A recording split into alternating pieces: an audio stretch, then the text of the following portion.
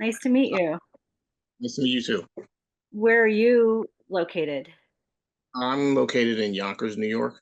Oh, nice. Did you grow up there? I lived in New York for 18 years. I still have my 917 number that I'll never give up. So I even though I'm here in LA, but I miss New York all the time. So I love reading New York stories and, talking to other current and former New Yorkers.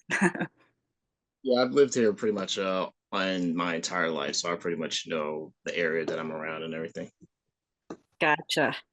Okay, I'm just opening the your proof of concept script. Well, thank you for taking the time and for sending for sharing. I got the proof of concept script, and then I think the only other thing they gave me was just the log line and synopsis. So that's the only context I have about kind of how the project came together. Do you want to just, I have a few thoughts on the proof of concept script, but I just wanted first to briefly just get a little background on, yeah, how it came together and when you came to start working with Get It Made on it. Yes. Well, for the project specifically, I've only had written a urban drama like one other time when I was in school. I did it because I was working with an actor, and the actor was like basically asked me to write something that they can appear in, and Right. it turned out to be a project. It was my first time working with other different actors. I had to do casting and everything, and I basically did that before I had to do it in class. So then years later, I thought about writing another urban drama that this time I guess like I had written another one before, but that one had violence in it. So I wanted to write something that didn't have that. Like this is the exact opposite is like maybe like love and romance. And I guess also with the project, while I was thinking about it, I was thinking of writing something that had, I guess, dual protagonists. I guess that's another thing about Yeah. the story that was also Hmm. a challenge. I care about what both characters are dealing with in this story. Right. And another reason was I also was trying to write something that I felt that I could film myself because I've also done my own like short films, like because I went to school for like directing, cinematography, and editing. Great. Yeah. Yeah, so something that you're not starting off, which is smart. You're not starting off trying to make an avatar. You're making a character driven, contained in a somewhat limited number of locations and all that. It seems like this is set up for. Yes. Yeah, yeah. Okay, great. Yeah, no, and I was curious. And do you have, just out of curiosity, have you already written the full script, or at least do you know where it goes? Because I that was the other thing I was going to ask. Like, I only have this little chunk, so I'm just curious how much you've worked out the rest of the story. Yes, actually, I already had the written screenplay, and what happened was I applied it to the Get It Made Yeah. film festival on the Film Freeway Hmm. website. And I guess within some amount of time, I was contacted on my phone about trying to work with Get It Made. And Hmm. I also realized that I also uh, had one of my short films accepted into one of their film festivals earlier as well. I had just looked that up and noticed that because I was rearranging my website and I noticed the Get It Made name. I was like, oh, so my work has actually been part of them before. Oh, So great. Awesome. Yeah, that's lucky.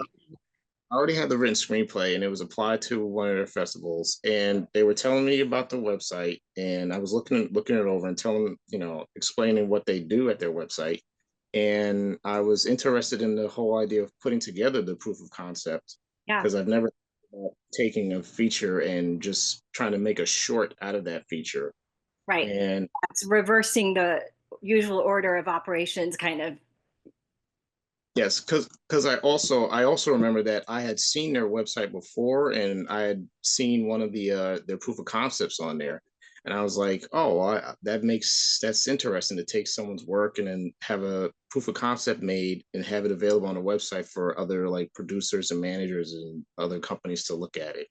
Yeah, exactly. It's exactly, and especially, I mean, you're probably in even a little better position having had a film background and having short films you've already made. But I think, the sort of idea that the Get It Made guys, and I'm just a consultant, I'm a producer on the outside, but I work with them on a lot of different projects now. It is that, sorry, I was losing my train of thought, but it's I think that what's really interesting about the idea of the proof of concept is, oh yeah, but it's to sort of like help you get past that hump where in the sort of mainstream industry, when you haven't made a feature length narrative film yet, there's this sort of hurdle that everybody has, it's a hurdle for every, fledgling filmmaker to get over the first time director, sort of label, let's say. And this helps kind of not only show, oh, I can direct, and again, you have other stuff, so you have an even stronger position there, but also you're literally, it's not like, hey, I directed this other thing that's not at all, is not the same story as the script I want you to read and consider, working on. It's literally you're handing it on a silver platter in a way, showing, are you, I can actually deliver this story, and here's the proof. So it's like, it's nice. And definitely there was a real peak, I think a few years ago, when a lot of studios were buying proofs of concept, that like big ones like sci-fi movies and stuff. But more recently, I'm thinking like the movie Smile. I know that's a bit, fairly bigger mainstream horror movie, but that was a proof of concept, or it was a short, but they picked it up. Studios aren't interested in just shorts on their own. They're only, they're interested in the underlying concept, and that's how those filmmakers set it up, is through a proof of concept. So yeah, it's a smart idea, when you can figure it out, to do it smartly. Because the one thing that your story is really contained, because there's definitely been others I've read where when you kind of glance at it, you see that, oh, it's a big budget proof of concept, and then it starts to get into like, well, if you're going to get raised, like, I don't know, like when it's like 60,000 or 100,000 for a proof of concept, at that point maybe write something smaller that you could just shoot as a full feature, and then you've got the whole movie, as opposed to just another element of your like sort of package or marketing materials, so yeah, it becomes that sort of, I think it makes the most sense when you choose a slice of the script, like, you've clearly done that. You're not choosing whatever, I'm sure this isn't in your script, but like, you're not choosing the car chase scene. You're setting up the characters, and it's very doable, I think. So yeah, I really enjoyed it. I had a couple questions and just thoughts. Just again, it's hard, it's weird, because it's not weird, but it's just, I only have those few. I can sort of guess where things go, so I'm kind of intrigued to hear, or kind of what the tone of the whole movie ends up being. I think you've established it here, but maybe I'll why don't I just go through and note a couple things that I took note of, when I was reading it, and we can then I can ask you, like, kind of, because I am actually just curious, like, what the arc of the two, protagonists ends up being in the story. Not to do spoilers, but just because I didn't read, get the full script. Um, but okay, so I was going to say, okay, yeah, I think it's really, you obviously have a really good knack for getting the dialogue, the lines that are coming out of their mouths, sound like real people, which is a hard thing to do. Obviously, I'm sure you found it's like only when you start actually trying to write a screenplay for the first time do you realize how challenging it is to just have everything, shown rather than told. So I think you did a really good job with that. I would say a couple, I would take a look at, this is another thing that I see a lot and it's hard to do. I would look though at making sure that I think the individual lines absolutely, like I said, sound authentic. Just looking at the flow and the back and forth, like the order of the lines to make sure that um it feels organically like a ping pong between the characters, a little bit, just even a little more. Like you're almost, it's almost there, but that's just like a little finesse. So let me get an example here. Okay, so okay, an example would be when we first see the three girls walking down the street, like when they're talking about, okay, sorry, let me bring this up so I can read it better. Um, they're talking about, I think it's on page 4. Let's see, right? No, they come in earlier than that. Oh yeah, page 2. So this is just really subtle, by the way, because there's not like big, it's not like I had huge notes, but it's just for refinement. So Celeste says DJ is really pushing up on me. This, yeah, Sophie and Inez, they talk about that. And okay, so it's just the transition between Inez saying the one thing my mother's right about, they all laugh, and then Celeste says, wish I could move out and not deal with what are you going to do with your life every other morning.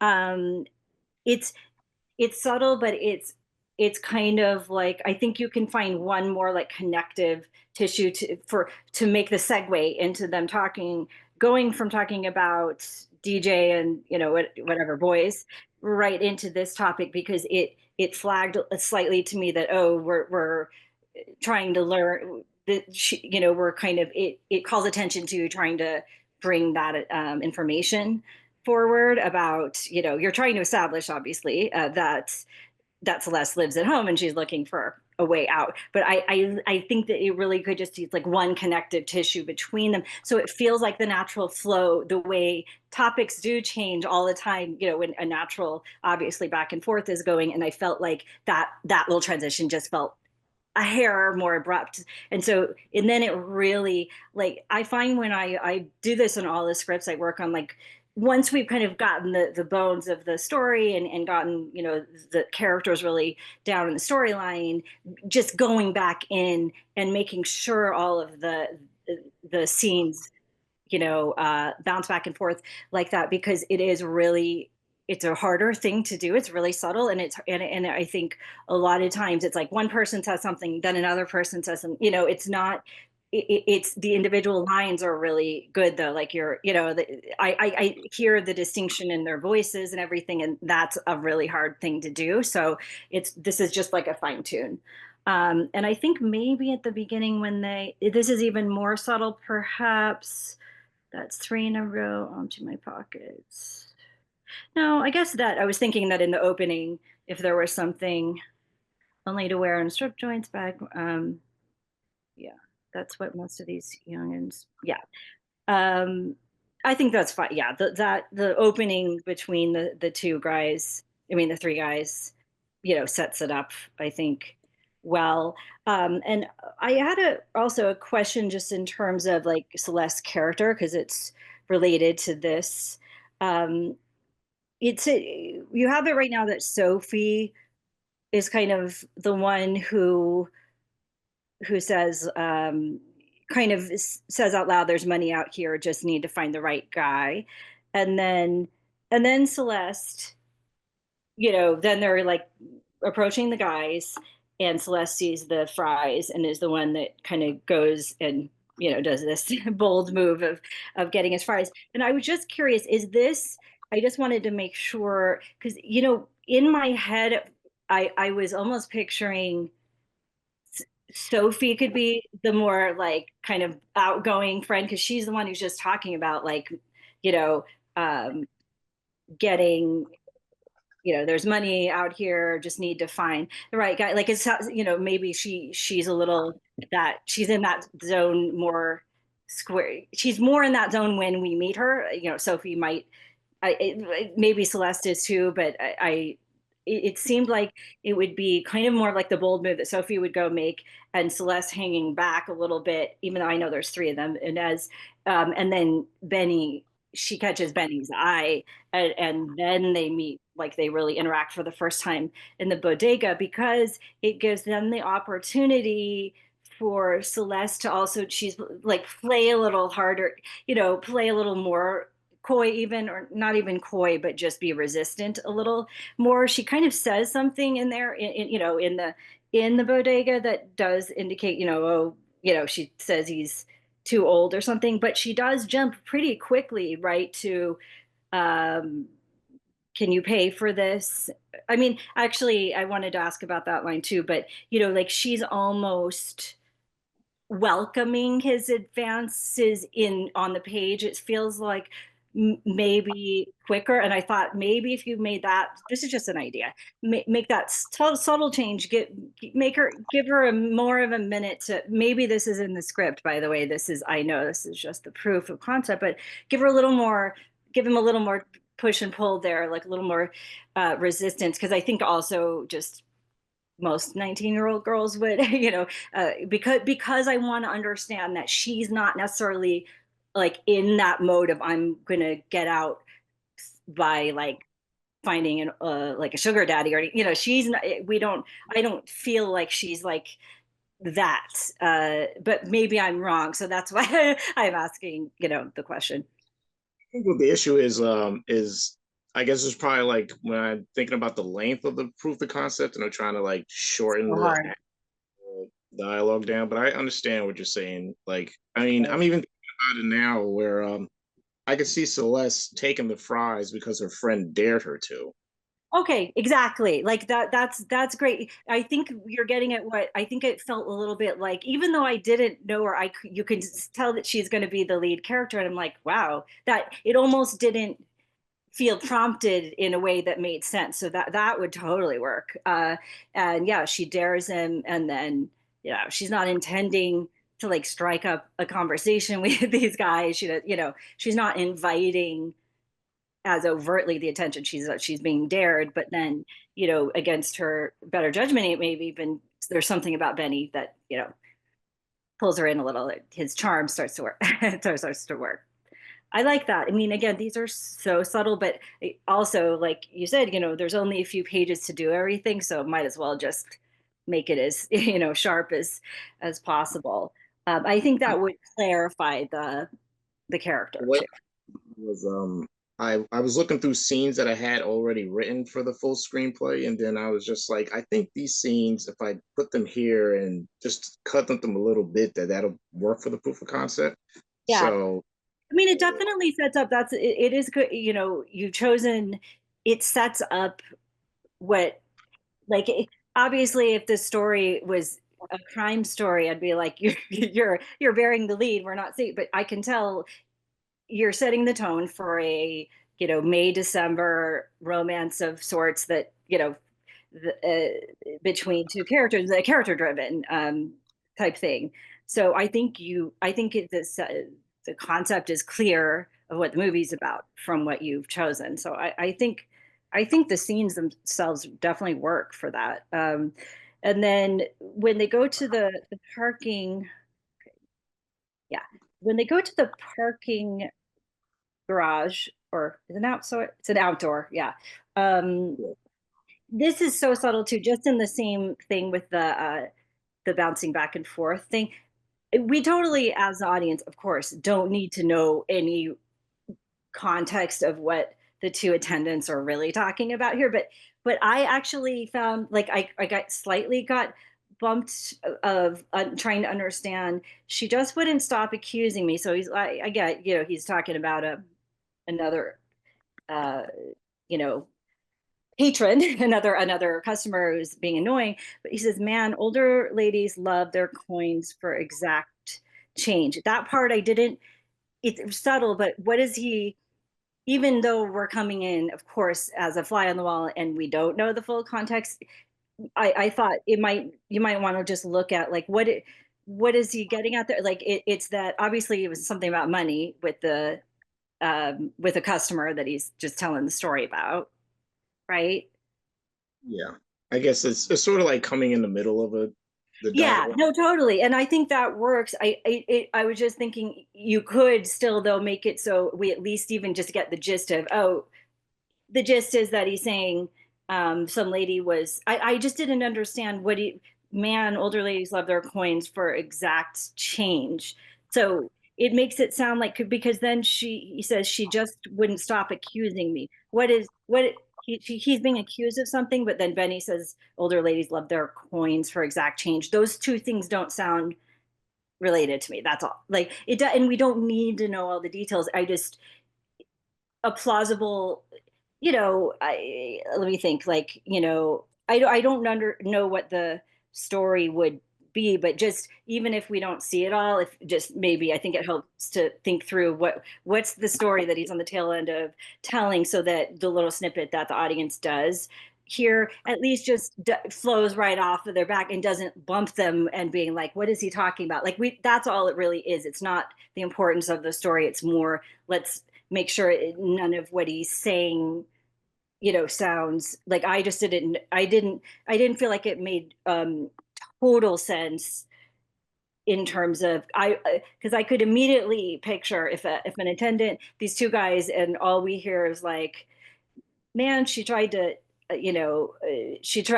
like, get me in trouble, but I told her that's how much it costs. I can't give you a break. You know what I mean? Like that's all I would need to know. And I wouldn't need to know who's that. I'm not saying something silly like pedantic, like I need to know exactly who these people are. It's more that would then not even have distracted me. And I would have kept, you know what I'm saying? So um, it's very subtle again, but that's a little suggestion there.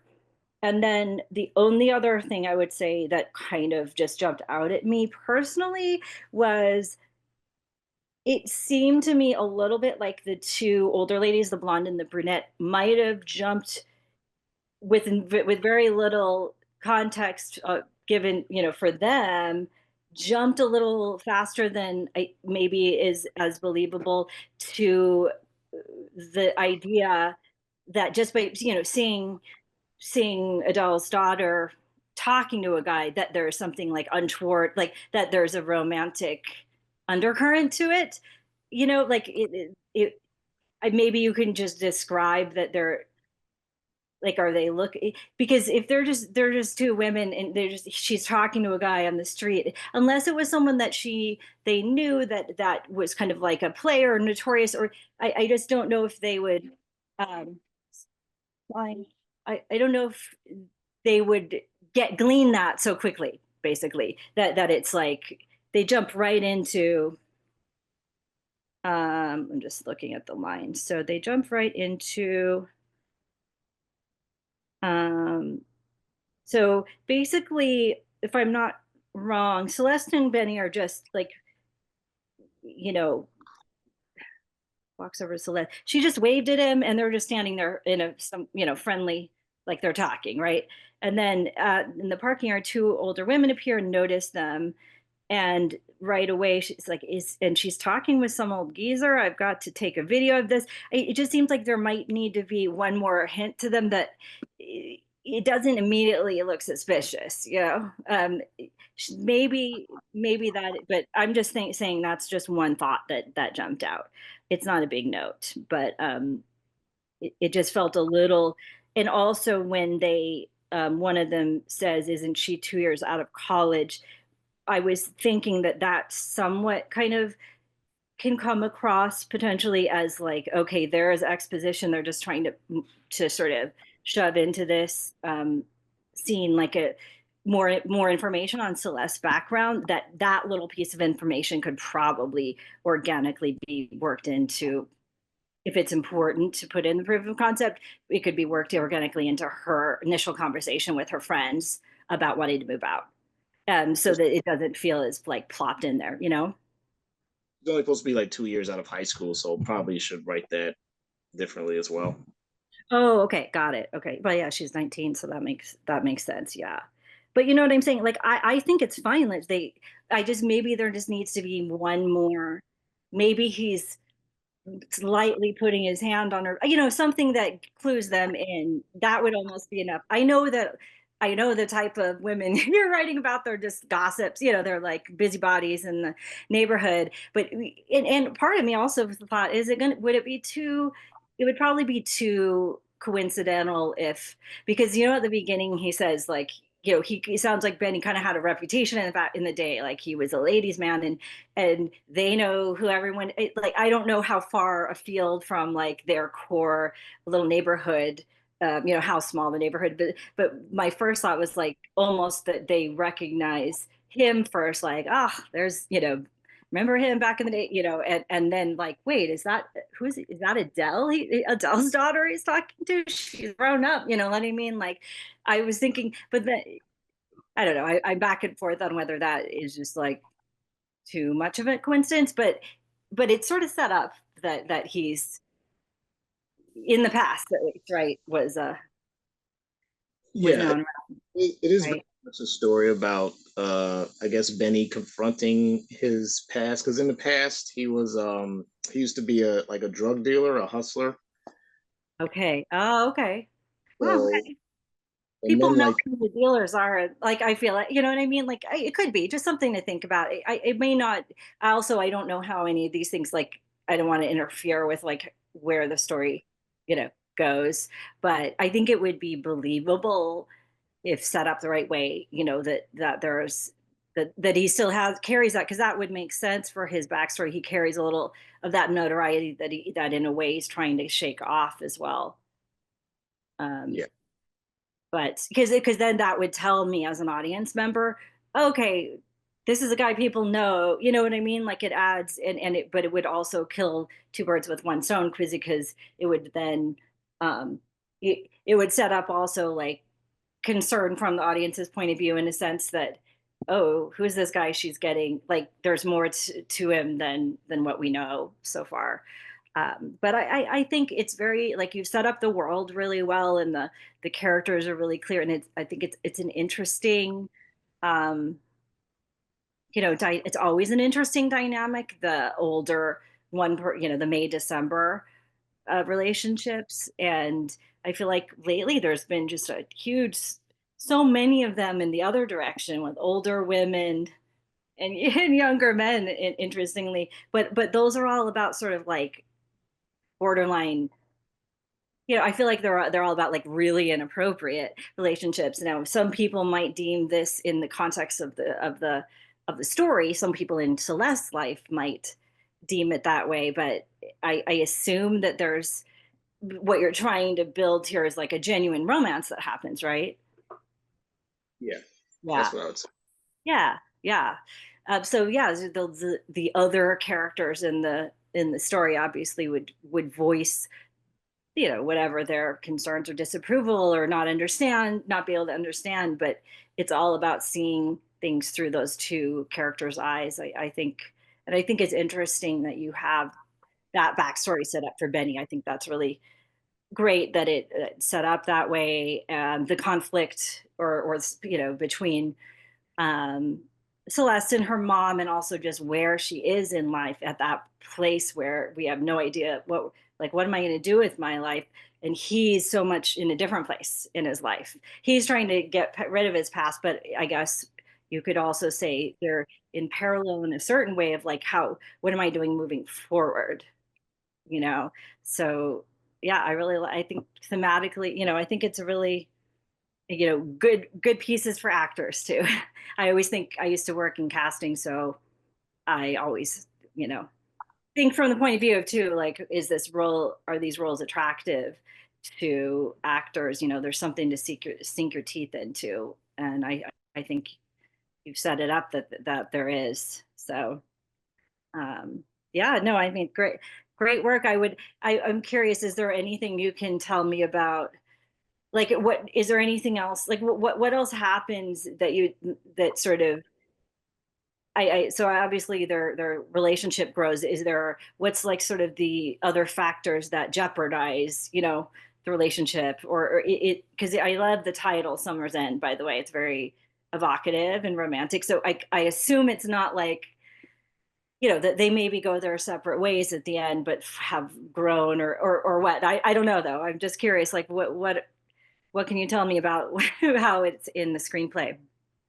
Well, I guess well the two of them agree to like date in secret, and it sort of comes across like a sugar daddy type of relationship, but it's not that strong. Where that's not like that isn't really Celeste's goal. Like I I look at it as because I remember when I was around that age where I was just going to school with the idea of getting my degree and then being concerned about afterwards, hopefully moving on and becoming, getting a job and having a career.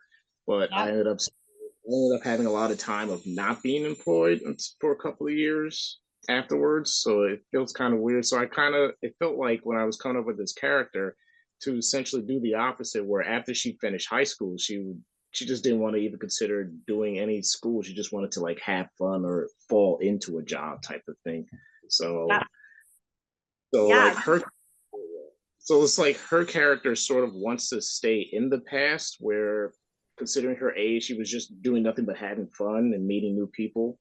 Whereas the Benny character, he would like to relive his past because what exactly would his future be at his age anyway? Yep. And essentially how the two characters come together. Yeah. But I like that a lot. Yeah. basically the two characters they have the secret relationship where they basically don't tell anyone that they meet up separate outside of their main neighborhood area, and they go on dates, they enjoy each other's time. uh there's the DJ guy that's after Celeste, All right. and essentially he's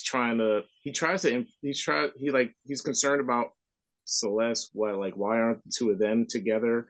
Even though DJ's not necessarily a responsible guy, he's probably just like Benny was when he was younger. Mhm. So it's almost like a Yeah. mirror.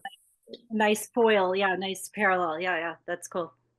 And also in the neighborhood for someone that antagonizes him, there's this older woman who's known for just, I don't want to say like the town slut or whatever, but she's basically she's an older lady who's also trying to relive her past of where she couldn't have as much fun as she wanted to because she was doing nothing but work to help her Okay. family. Now she's Right. trying to, and she actually remembers Benny from back in her time when he was hustling, and she tries to get with him. That's essentially like her whole story in the film.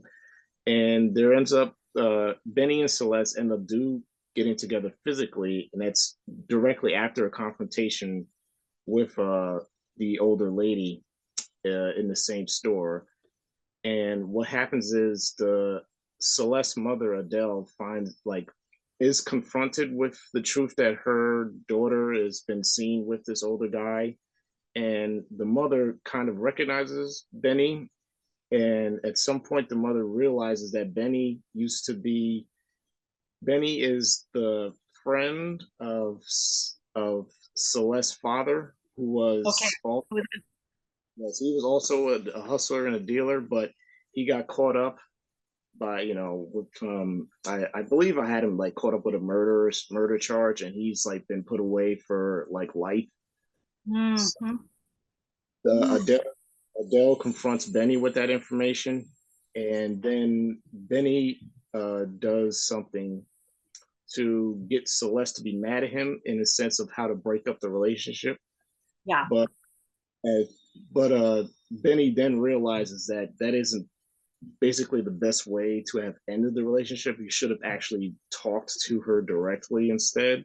because hurting Celeste's feelings, that can just lead her to go down the wrong path with men anyway. Yeah. Right. And in the end, they both have to talk to other people who sort of like, I guess, console them about the truth, and they have to basically confront the hard truth that this was just them having fun over the summer. This could never have been like a really serious relationship, but they do seriously, I guess they seriously take their I guess they take their experience together serious, and they realized this was just them having fun, and that they can be responsible people with each other if they see each other around in the neighborhood, and Mhm. they about themselves just for that like one short period amount of time like that. Right, and I love that. I love all that, and it seems like yeah, and then when we leave them at the end of the story, I'm sure they both, not to be cheesy about it, but they both really grown from the experience. Like they've learned from each other, uh, which and it's kind of like I don't know why it popped into my head, but Lost in Translation. Not that that's any similar of a kind of movie, but have you ever seen that Sofia Coppola movie? You know, they don't quite get together. Her and Bill Murray, who is much old, pretty much the same actually, kind of you know age difference and but you can see that they're never going to see each other again in the end of that movie, but you could see that just those few days together has just profoundly changed them in some way moving forward, and they both were at some sort of crisis in or turning point in their lives when they met up. So yeah, I think those kinds of stories are really um universal, and I think there's also I like the generational kind of exchanges, because especially like in it's set in current day, right? Or do you have it? Yeah, it's like there are so many other things, little details I'm sure you probably already wove in there, but you know it's so different. Things are harder and different in a way. Things are different for Celeste generation than his, and like sort of some of those generational, you know, what might look, sometimes I just feel, this is me saying what I observe, is sometimes older generations, including my generation, sometimes I feel like we um it's like you assume that like people don't really account for how the odds are stacked even more against young people nowadays. Like it's not like you could just go get a job, like go down and like shake someone's hand and get a job. Like economic pressures and societal pressures are just they're just a little bit more now, and like the realities of older people kind of judging and calling a lot of younger people lazy, when it's like, well, maybe I just don't want to like work a dead end job, and like also these dead end jobs don't even like pay part of the rent. They pay like they, what I find that those little details make really give that authenticity, and it's also just my personal, like I like when that's sort of an underlying element, because it's truth, and I think people never, not enough movies kind of hit on the realities of that. But I like how the world that you're setting up is very real and very grounded, and she's got a real, she really does need to figure out what she's going to do with her life, and what are the choices for a young woman like her, and maybe her one of her two of her friends make different choices, like Sophie, so anyway, just just riffing, but I really I like it, and again I love the title. I think it's very evocative of this kind of like a romance that you would like an experience that they'll never forget. They'll look back on, but it's very contained in this little pocket at the end of summer before the fall comes. It sounds like it's over a shorter period, right? Yeah. Okay. I love that. Yeah. These types of these types of stories really benefit from a really condensed time frame, because it's a very intense, these things can happen really intensely, like in Lost in Translation. I think it's like what, 2 or 3 nights, that they, or days that they hang out in that story, but you believe, or like Before Sunset, or those like Linklater movies, they're just like one day and night, but that can profoundly change you regardless. Well, what are you, is there any other like status update on the project, or where are you at with are you still fiddling with the main the screenplay? Like, are you still tweaking it at this point, or where are you kind of at with the project?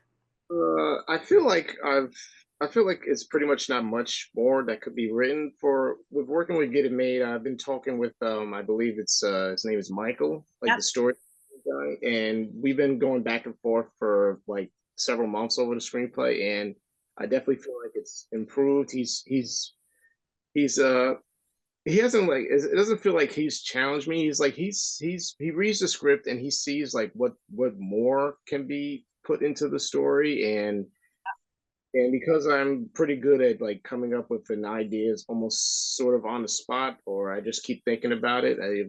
I've been able to go back and forth and make changes, and even basically like the I guess the climax of the story involving like Celeste talking to her mother.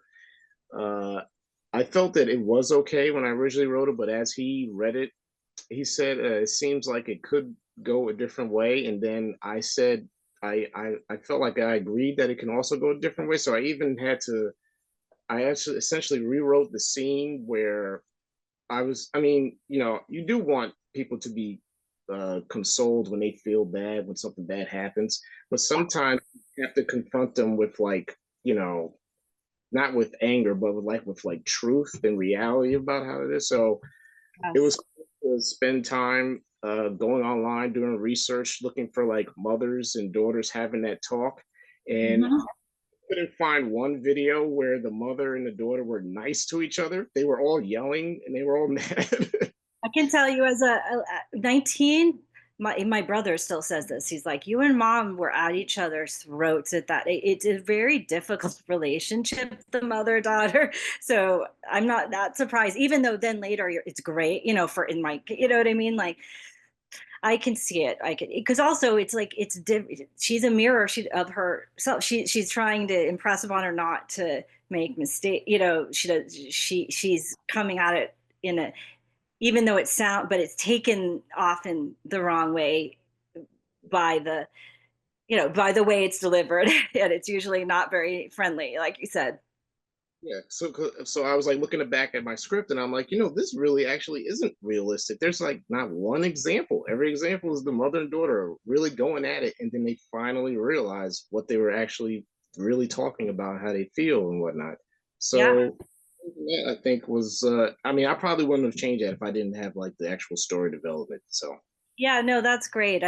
Michael's great, and we worked together on another project where we were doing it ourselves this painstaking, page by page, and I think yeah, it was a really constructive process. So I'm glad it's been helpful, and yeah, it's sort of the same here. Like you've come up with great potential solutions to little things that I brought up right on the spot, and I can already envision them. It's like it'll just bring it up another notch. Like it's already these are at the fine tuning kind of level. There's nothing that I saw. There's nothing that isn't working overall. Like these are just you know bring it isn't never it's like never nothing's ever perfect, but it just slightly tuning up those few things, and really just looking at when you're done with everything, like I would suggest looking back at the script like I mentioned, and really seeing are are you ping ponging, are the characters like organically ping ponging off each other rather than like saying something, it's something that every script you just have to do that, like no matter what kind of screenwriter you are. So it's just something that I over the last few years really actually even though I've been doing development for like 30 years now, I really have kind of homed in on the fact that that is the little je ne sais quoi about like from good to great screenwriters, and also just thinking about it in every situation and every scene, that really the goal is for the in the dialogue between characters is for them to make the other person feel something, and once you've achieved that, the scene almost always works, like even no matter what. So it isn't something that's like explicitly, people talk about natural dialogue and making the words, of course the lines sound individually natural, but the real key is making the whole exchange feel organic and still get out the challenges, of course, then still also get out the information that you want them to say. So I think it's a fun challenge once you've gotten all the bigger stuff figured out. So hopefully that's helpful to you. And yeah, I look forward to, you know, tracking the project, and I talk to Michael and Matt all the time, so I'll keep an eye on it, and when it's ready, the full script is ready to be read, I'd be happy to look at it. I'm curious to, I'm intrigued now, um, based on just getting this nice little bite here with the proof of concept script. Yes, thank you. Yeah. Well, do you have any questions or anything otherwise, or? So I guess I make the changes here to the proof of concept, and then am I gonna send them to, I guess, Tom or yourself or Yeah, anything? you can send it to Tom. Again, I'm not an internal employee at Get It Made, and based on what I know, I think usually Matt likes things to flow through. Yeah, like Tom, so that they just keep track, so that they can follow up on stuff. So he'll give it to me. I would love to read it once you've done those, small tweaks. They're very small, I know, but I just think they'll have a really nice effect on the overall, quality. So yeah, I would give in to Tom, and I'll stay in touch with them about, where the project, how it's progressing, and get a copy of the full script when you feel ready to share it. Yes. All right. Thank you. Thank you. No, it's great to meet you. Enjoy your weekend. Well, no, all day I've thought it was Friday. Today, I don't know if you're experiencing that. It feels like that, but anyway, do enjoy your weekend. And it was really great talking to you. I really enjoyed your script. Yes. Thank you. Thank you.